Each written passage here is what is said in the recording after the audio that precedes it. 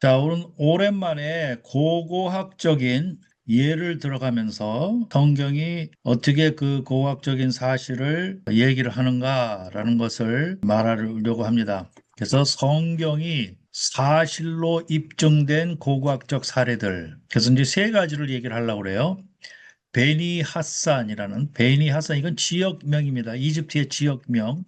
베니 하산이라는 데에서 발견된 벽화. 그다음에 브루클린 파피루스. 이집트에 가면은 그 파피루스 이 갈대가 있는데 그 갈대로 종이를 만들어요. 파피루스. 그래서 이제 그 종이에다가 이제 쓰는데 사실은 종이가 아니죠. 이 파피루스로 말든 이렇게 생긴 이 파피루스인데 여기에다가 이제 글씨를 쓰는 거예요. 그래서 브루클린 파피루스라고 명명된 이 속에서 뭐가 발견이 되었는가라는 거. 그다음에 텔 엘 다바에서 발견된 유적지. 이 텔 엘 다바도 이게 지명 이름입니다. 지명. 성경에는 안 나오지만 실제적인 이제 지명이에요. 여기에서 발견된 내용들이 어떤 내용들이 있는가라는 거를 이제 살펴보려고 하는 겁니다. 제가 여러분들한테 강의를 하는 이 참고 문헌들은 이제 어떤 것들이 있냐면 A Papyrus of the Late Middle Kingdom 그러면은 이게 이집트의 중왕국 시대에 그때에 발견된 파피루스에 대한 이야기다라고 해가지고 이 윌리엄 헤이스라는 사람이 쓴 책입니다. 이 브루클린 파피루스를 해독하는데 엄청나게 큰 그 공헌을 한 사람입니다. 윌리엄 올브라이트라는 사람이 거의 고고학의 초창기의 그 대부라고 얘기할 수 있어요. 이 올브라이트라는 사람이 이제 아마 고고학을 거의 시작했다고 해도 과언이 아닐 정도로 이 고고학에서는 아주 독보적인 존재입니다. 이 브루클린 파피루스에 대해서 이제 분석하는 그런 책을 썼는데 이제 그 책을 제가 많이 참고를 했고요. Exploring Exodus라고 해서 엑소더스를 explore한다, 탐험한다. 나훔 사나라는 사람이 쓴 Exploring Exodus. 이 사람도 굉장히 유명한 그 이집트 학자죠. 그 다음에 이 케네스 키친이라 이렇게 생겼죠. 케네스 키친이라는 사람. On the Reliability of the Old Testament라는 책. 이건 제가 뭐 거의 이 옆에다 끼고 살 정도로 인용을 하는 책인데 굉장히 방대한 많은 내용들이 들어있습니다. 한마디로 얘기해서 믿음의 학자로서 성경이 맞다는 사실을 고고학적으로 굉장히 많이 증명해낸 사람입니다. 고고학계에서는 정말 이 없으면 안 될 정도로 굉장히 큰 공헌을 한 이집트 학자로서 5명을 꼽으라 하면은 이 케네스 키친이 들어갑니다. 엄청나게 그 많은 공헌을 한 사람이에요. 케네스 키친. 작년 2월 달에 사망을 하셨어요. 상당히 안타까운 일입니다. 그다음에 캐롤 레드로몬드라는 분이 이게 도자기 분석을 하는 거예요. 도자기. 조각조각 발견된 그 도자기에서 발견된 그런 문자 같은 게 있으면 그 문자를 해석하는 거 굉장히 중요한 사안인데 그런 거를 하신 분입니다. 이 여자분인데 캐롤 레드몬드. 그다음에 이스라엘은 이집트라고 그래가지고 요 책 깨알 같은 글씨로 되어 있는 요 책도 제가 굉장히 많이 참고를 하는 책인데 제임스 호프마이어 이 사람도 굉장히 유명한 이집트 학자입니다. 제임스 호프마이어 아직 살아계세요. 한 75세쯤 된 분인데 동부 쪽에 랭카스트에 사시는 분인데 제가 재작년쯤에 한번 만나뵌 적이 있어요. 만나서 한 3시간 정도 인터뷰한 적이 있는데 아주 훌륭한 학자입니다. 이분도. 그다음에 아바리스라는 이게 이제 우리가 흔히 얘기하는 고센 땅하고 이 아바리스하고 이제 같은 지역에 있는데 이 아바리스는 이 힉소스의 수도입니다. 이 힉소스라고 아마 처음 들어봤을 텐데 옛날 출애굽 전 시대에 힉소스족의 침입을 받았어요. 이집트가. 그래서 한 100년 정도 이집트가 힉소스의 시대가 됩니다. 그때의 수도가 아바리스예요.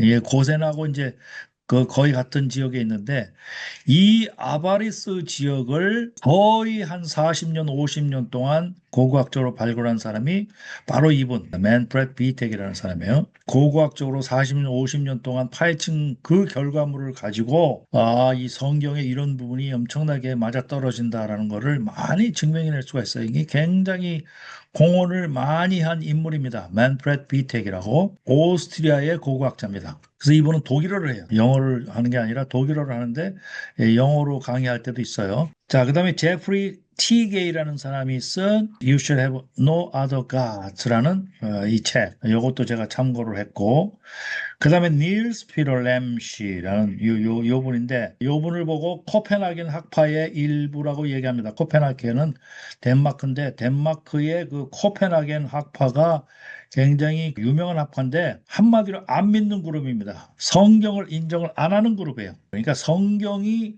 틀렸다라는 사실을, 성경은 허구다, 신화다라는 사실을 학문적으로 증명하려고 하는 사람들, 이 사람들은 우리의 반대 적편이라고 보면 돼요. 근데 학문적으로는 유명한 사람들이기 때문에 이 사람들의 책들이나 이런 것들이 굉장히 많이 읽히고, 또 후배들도 많고 제자들도 많고 이래가지고 이 학문을 또 따르는 사람들이 많아요. 오히려 이런 사람들이 일부에는 그 대세를 이뤘어요. 이런 사람들이. 그런데 이 케네스 키친 같은 사람이 이런 사람들이 학설을 뒤집은 거예요. 이 램슈라고 아주 그쪽에 그 성경을 안 믿는 쪽으로 주장하는, 성경이 허구라고 주장하는 사람의 대표적인 인물 중에 하나입니다. 우리는 이 사람이 주장하는 것도 알아야 돼요. 이런 사람들이 뭐를 보고선 그렇게 성경이 아니라고 얘기를 하는지를 알아야 됩니다. 그래서 제가 이 사람 책도 많이 연구를 하고 있고요. 그 다음에 성경을 사실로 안 받아들이는 인물이 또 있어요. 여기 이스라엘 핑클스타인이라고, 이 사람이 쓴 책 The Bible on Earth라는 책. On Earth라는 것은 이건 그건 발굴하다는 뜻이에요. 지구 땅 속에 파묻혀 있던 거를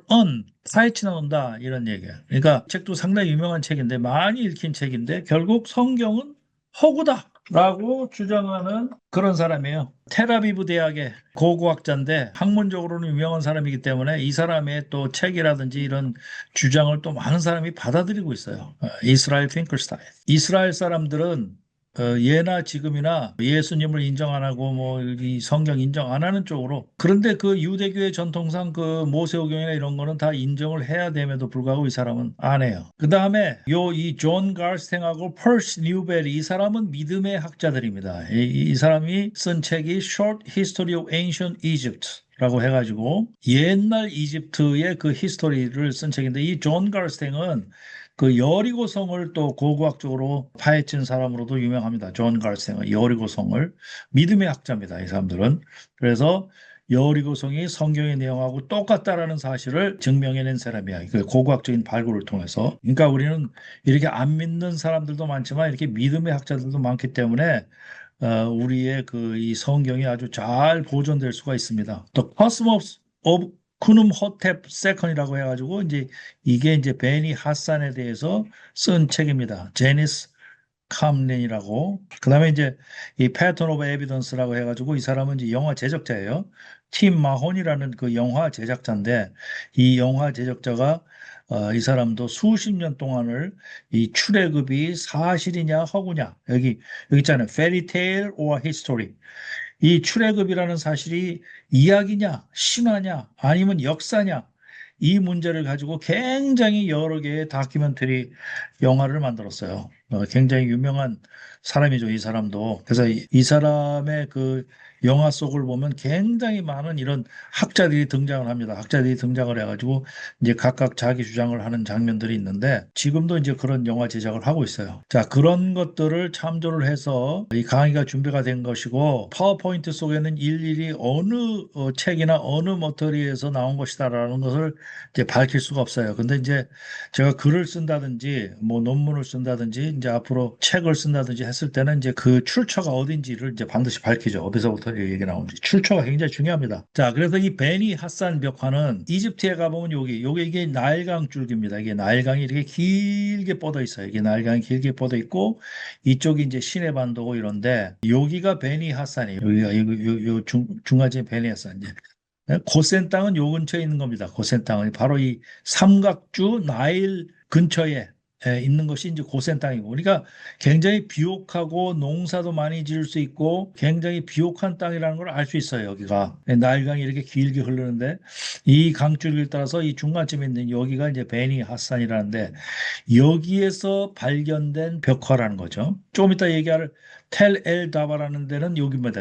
여기에서 그 만트레 비텍이라는 사람이 고고학적인 발굴을 40년, 50년 넘게 여기서 했다는 거예요. 자, 여기에 보면은 미들 이집트의 나일강 동쪽 암벽 무덤군에서 발견이 된 건데 대충의 연도를 따져보면 BC 1900년경. 여러분들 이게 BC 1900년 막 이러면은 이게 감이 안 잡힐 거예요. 도대체 뭐 언제 때 얘기인지 이게 감이 잘 안 잡힐 거라고. BC 1900년경이면 아브라함 시대라고 보면 돼요. 아브라함, 이삭, 야곱, 요셉만 해도 좀 그 다음이죠. 그러니까 출애굽 일어나기 전이란 얘기죠. 창세기 시대. 이때에 서아시아계 사람들이 이집트로 들어오는 모습이야. 이런 그 벽화에 있는 이 사람들이 서아시아계로 봅니다. 이게 이제 이집트 사람은 아니죠.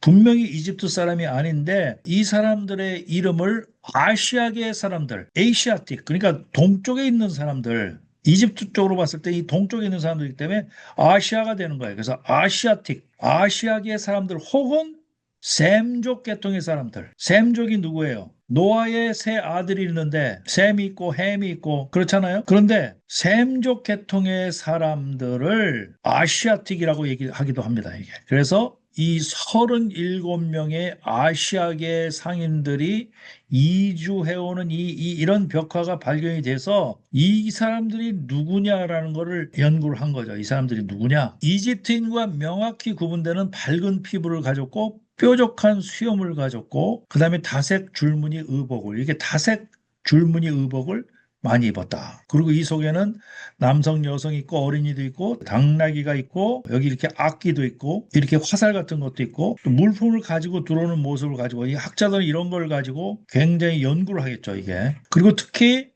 이 사람들이 들어와서 이집트 사람에게 이집트인 관리에게 커흘 이렇게 눈 화장품에 눈 화장품 이게 이집트 사람들이 하는 이 눈 화장품을 진상하는 장면을 이 벽화 속에서 발견을 한 거야. 이 눈 화장품이 굉장히 유행을 했잖아요. 이집트 사람들은 전부 눈 화장을 이렇게 다 했잖아요. 이 눈 화장은 미적인 면으로 하기도 했지만 거기 먼지가 많기 때문에 먼지 같은 거를 방지하는 용으로도 이 눈화장을 했다고 그럽니다. 그리고 이게 눈병이라든지 이런 거를 이제 방지하려는 이제 그런 목적으로 이 눈 화장품을 한 거죠.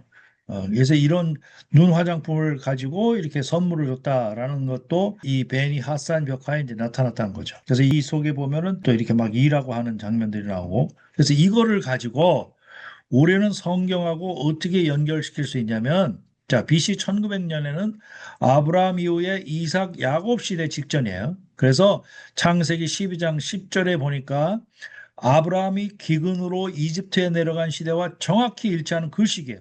그래서 그 땅에 기근이 들었으므로 아브라함이 애굽에 거류하려고 그리로 내려갔으니 이는 그 땅에 기근이 심하였습니다. 아브라함이 애굽에 갔다는 기록이 있는 거예요, 성경에. 그러니까 아브라함은 이집트 사람으로 봤을 때는 셈족인 거예요. 이렇게 아브라함의 그 행렬이 이렇게 묘사가 될 수가 있는 거예요. 그리고 또 창세기 30장 25절에서 28절을 보니까 요셉을 이집트로 팔러 내려간 이스마엘이나 미디안 상인들 얘기가 나와요. 요셉을 이집트로 팔러 내려갔을 때 그 이스마엘, 미디안 상인들이라는 묘사가 나오잖아요.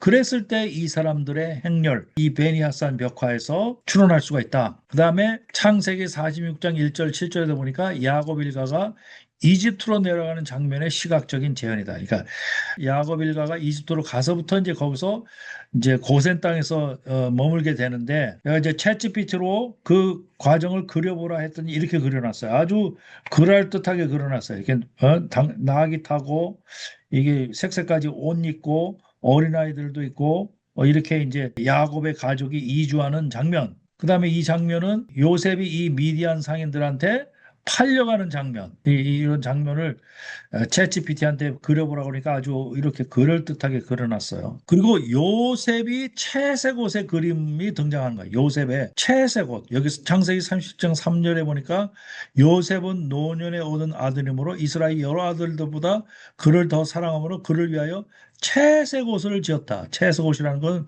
영어로 얘기하면 컬러풀한 옷이에요. 이렇게 이 사람들이 베니야산 벽화에 대한 이 사람들이 이렇게 색색까지 색깔의 옷을 입고 등장을 하잖아요. 바로 이런 거를 연상할 수가 있는 거죠. 자, 여기 베니 하산 벽화에도 보니까 아비사라는 이 히브리식 이름이 등장합니다. 이 아비사라는 것은 사무엘하 23장 18절에 보니까 아비세라는 말이 나오는데 이거하고 동일 어근이에요.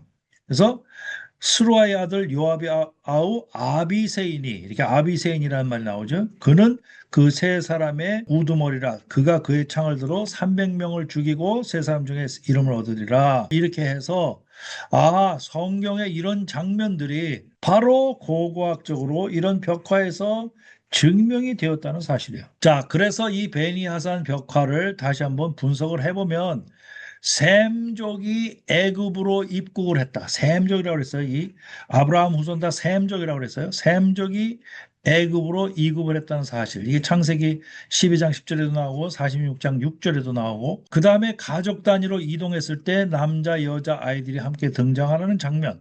야곱 가족이 애굽 이주와 아주 유사한 배경. 창세기 46장 5절에서 7절. 46장 5절에 7절 보니까 야곱이 부엘세바에서 떠날 때 이스라엘의 아들들이 바로가 그를 태우려고 보낸 수레에 자기들의 아버지 야곱과 자기들의 처자들을 태우고 이랬잖아요. 수레에 자기 아버지와 자기들의 처자들을 태우고 수레에 태우고 가는 장면, 이런 장면이 창세기에 나오는 거예요. 그 다음에 창세기 26절에도 보니까 46절 6절을 보니까 그들이 곡식을 나귀에 싣고 떠났다 하는 장면, 그런 걸로 봤을 때 이 성경의 구절들을 이제 증명을 해주는 거죠. 그 다음에 수염난 서아시안, 이게 수염난, 그래서 외모와 복장이 이집트와 다르고 그 다음에 채색 의복을 입고 있고 당나귀가 짐을 싣고 하는 장면들이 실제로 벽화에서 이렇게 증명이 되는 거예요. 그 다음에 이집트인이 외국인을 수용을 했다는 사실을 알 수가 있어요. 그런데 외국인을 수용을 했지만 여기에 보면은 그들이 요셉에게 따로 차리고 그와 함께 먹는 애국 사람에도 따로 차리니 애국 사람은 히브리 사람과 같이 먹으면 부정을 입었음이라. 이 얘기가 뭐냐면 애국 사람들이 히브리 사람들하고 같은 자리에서 식사를 하지 않았다는 얘기예요. 왜? 애굽 사람의 입장으로 봤을 때 히브리 사람들은 상당히 부정하다는 인식을 가지고 있어요. 왜 그러냐면 애굽 사람은 나일강이 아주 비옥하게 하기 때문에 거의 농사를 짓고 사는 사람이 많았어요. 애굽 사람은 농사를 짓고 그 땅에 거주하면서 사는 사람인데 이 히브리 사람들은 유목민이에요. 유목민. 가축 따라 옮겨 다니면서 사는 사람이라고. 가축 따라. 그러니까 이 유목민들을 상당히 부정한 사람으로 보는 거예요. 히브리 사람이. 그래서 창세기 46장 34절에 보니까 목축하는 자는 다 애굽 사람에게 가증한 자임이라 이랬어요. 목축하는 이런 유목민들을 별로 인정을 안 해줬다는 사실을 알 수가 있는 거예요. 자, 그게 베니 하산 벽화입니다. 그러면 결국 베니 하산 벽화는 뭐를 증명했어요? 성경에서 애굽으로 이동하는 셈족, 아시아 계통의 사람들이 이동하는 그 장면을 고고학적으로 증명한다는 사실을 우리가 알 수가 있어요. 자, 그 다음에 브루클린 파피루스라고 하는 거는 이 윌리엄 헤이스라는 사람이 거의 600여 개의 쪼가리 발견된 거를 전부 재조합해서 복원을 시키고 그거를 해독을 해서 책으로 출간을 하는 거죠. 그러니까 엄청난 그 업적을 쌓았다고 볼 수가 있는 거죠. 일이 처음에 발견했을 때는 이 쪼가리 무슨 글자인지도 모르고 막 쓰여 있는 거를 전부 이거를 확대하고 이 크게 하고 해서 해독을 한 거죠. 그러니까 이런 사람들의 수고도 얼마나 엄청나다는 걸 알 수가 있어요. 이 처음에 이런 것이 발견이 되면 이 학자들이 이거를 위에서 아래로 읽어야 되는지, 그 다음에 오른쪽에서 왼쪽으로 옆으로 읽어야 되는지, 왼쪽에서 오른쪽으로 읽어야 되는지, 밑에서부터 위로 올라 읽어야 되는지, 이것부터도 헷갈리는 거예요. 이것부터도 헷갈려요. 그리고 고대의 그런 그 언어들을 보면 모음이 다 없어요. 모음이 자음만 있는 거기 때문에 자음 조합을 가지고 그 단어를 알아맞혀야 돼요. 얼마나 어렵겠어요. 예를 들어서 우리나라 말에도 기역, 디귿, 히읗 이렇게만 써 있다고 해봐요. 그러면 그게 뭔 뜻인지, 기역, 디귿, 히읗만 있으면 이게 뭔 뜻인지 어떻게 알아맞혀요? 이게 모음이 있어야 되는데 그런 걸 가지고 추산을 하고 이제 이런 작업을 하는 거죠. 그래서 이 내용을 보면 95명 중 45명이 아시아계 이름의 소유자라는 거예요. 여기에 이름이 95개가 등장하는데 그 중에서 45명이 아시아계 셈족의 이름의 소유자라는 거죠. 왜냐하면 이게 이집트식 이름은 금방 알 수가 있으니까. 근데 이 셈족 계통에는 이게 세미틱이라고 부르기도 하고 아시아틱이라고 부르기도 하고 그 중에는 히브리인도 있고 아라비아 계통도 있고 무슨 메소포타미아에서 온 집단도 있고 가나안인도 있고 굉장히 많은 거죠. 그러니까 이거를 히브리 사람이다. 이게 성경이 나왔다고 해서 이거 전체를 히브리 사람이라고 얘기를 하면 이 학자들끼리는 이게 굉장히 공격을 받는 거예요. 이 히브리 사람을 얘기할 수가 없고 그냥 셈족, 아시아 쪽에서 온 사람이라고 얘기를 해야 돼요. 왜냐하면 다 섞여 있는 케이스가 그게 이제 맞다고 보기 때문에. 그래서 이 헤이스하고 올브라이트 이분들 자체가 히브리인이 아닌 아시아틱이다. 이 인종 자체가 아시아틱으로 이렇게 이제 얘기를 하는 거죠. 그리고 중왕국 말기이고 이집트 간의 노예 제도 안에서 상당한 규모의 셈족 인구가 존재했다. 그러니까 이거는 노예 문서. 어떤 가정에서 발견된 노예 문서라고. 그러니까 한 가정에서 이렇게 많은 노예를 부리고 있었다는 그 문서입니다. 그러니까 그걸 보고 우리가 뭘 할 수 있냐? 아, 이때 노예 제도가 성행했었구나. 그 다음에 아, 이런 셈족 계통의 사람들을 상당히 많이 노예로 부렸구나. 셈족 계통 사람들이 많이 들어와서 살았구나. 라는 사실을 알 수가 있는 거예요. 이 중에서 이제 보여준 게 시프라라는 이름. 이게 시프라라고 성경에 나오죠. 시프라라는 이름, 아세라. 이게 아셀이라는 이름. 이런 이름들이 발견이 돼서 이제 굉장히 이제 긴장을 하는 거죠. 아, 이 성경에 나온 이름하고 똑같다.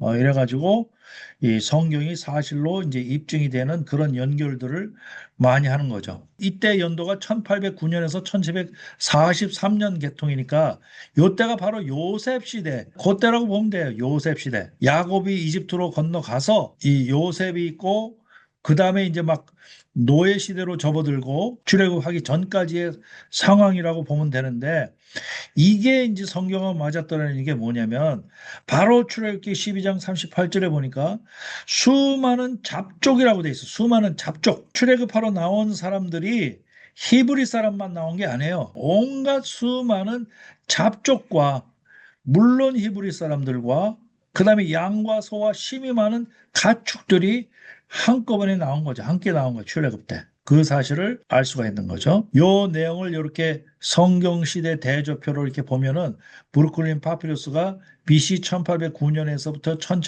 1744년 사이에 이루어진 일인데 요때는 중왕국 시대이고 미들 킹덤 시대이고 이때 이후로 힉소스족이 침입을 했고 왜냐 출애굽기 1장에 보면 요셉을 알지 못하는 새 왕이라고 얘기를 했어요.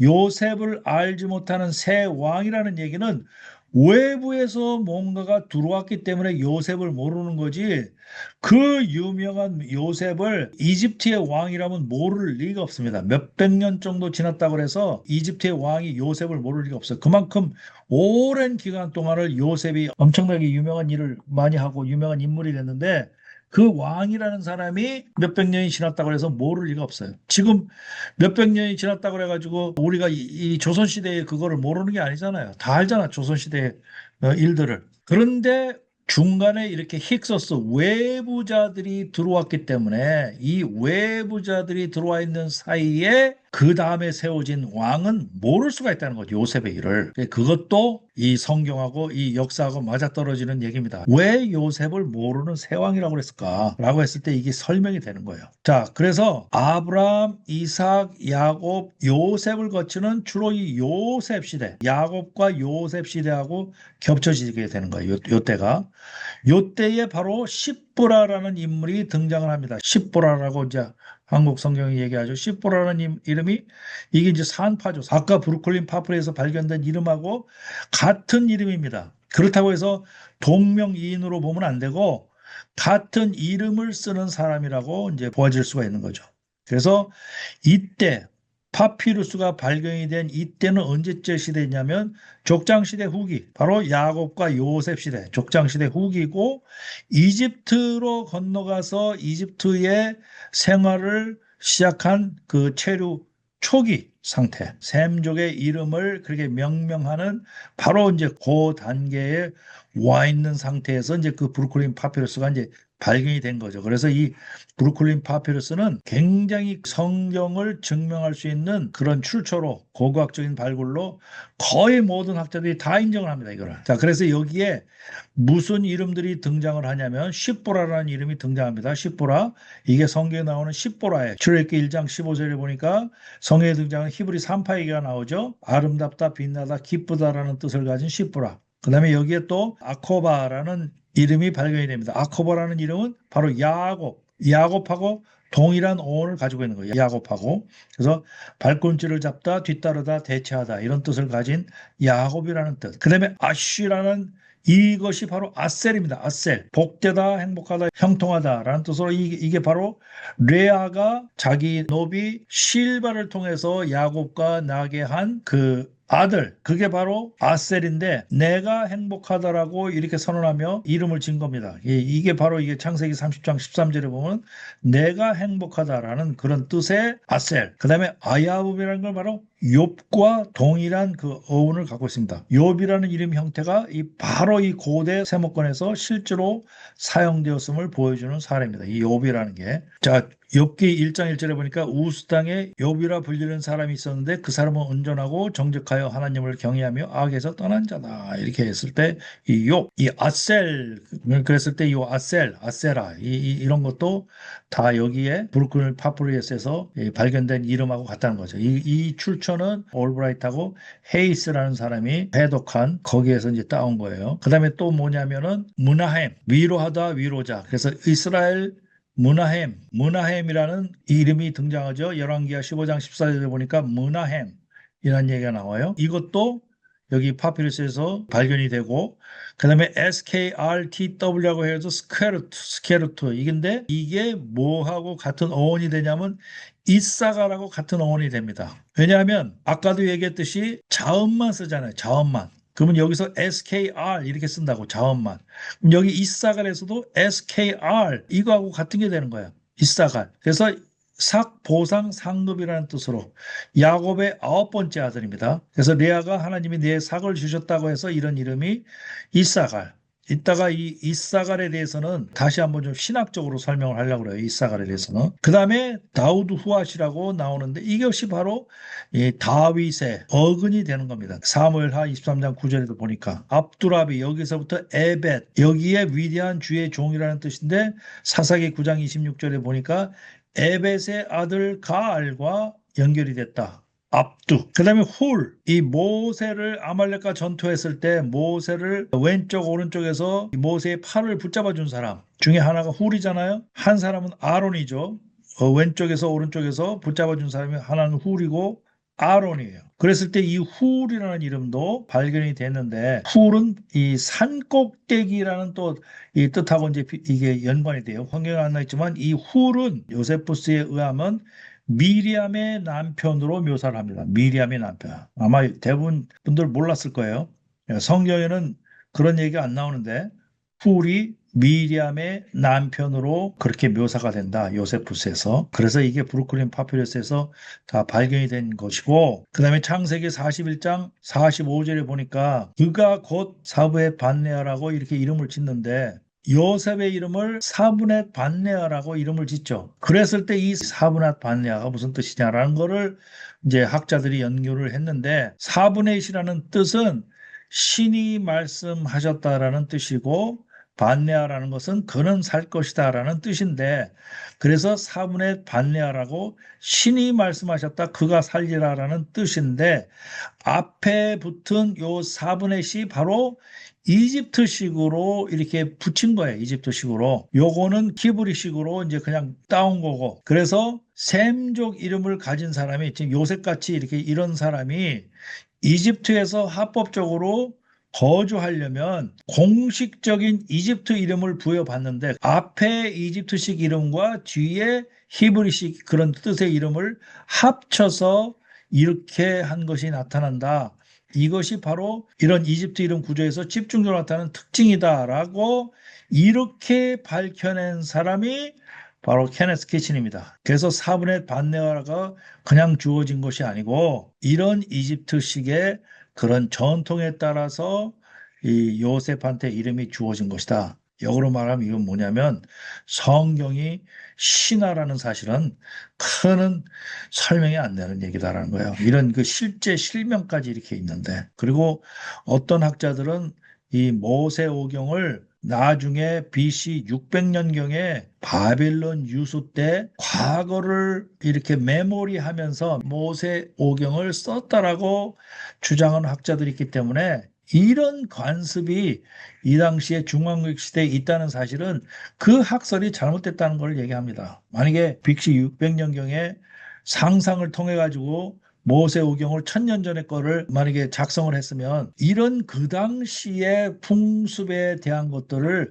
어떻게 묘사를 했겠냐 하는 거예요. 그 1000년 전의 거를 마치 지금의 작가가 고려 시대를 해석하면서 고려 시대 때의 일들을 적었다는 얘기인데, 그 당시의 풍습과 이런 것들을 살지 않은 사람이 어떻게 생생하게 묘사할 수가 있겠어요? 지금 그거하고 똑같은 얘기예요, 지금. BC 600년에 이 모세오경을 썼다고 주장하는 사람은 1000년도 더 전의 것을 상상으로 기억을 되살려가지고 썼다는 얘기인데, 이런 것들이 다 그런 거를 반박하는 자료가 되는 거예요. 성경의 현장을 찾아가는 여기는 갱한 TV. 성경의 현장을 찾아가는 여기는 갱한 TV. From Egypt 노예의 삶을 끝내고 홍해를 건너 물샘 가득한 림을 지나 불과 구름 기둥 따라 광야 지나 마침내 다 다른 신의 산 하나님의 음성이 들리는 곳. 살아계신 하나님의 말씀은 진실된 믿음의 기록. 우리는 진리의 길을 찾아가는 엑소두스 아카데미.